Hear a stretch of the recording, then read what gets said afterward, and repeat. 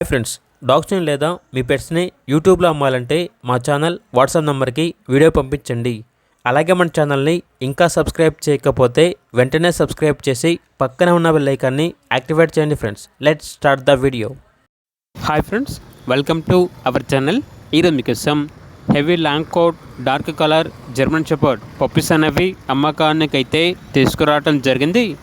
Male and female available ఉన్నవి. Puppies యొక్క ఏది వచ్చేసి 35 డేస్ డీవార్మింగ్ మరియు ఫస్ట్ వ్యాక్సినేషన్ కంప్లీట్ అయింది.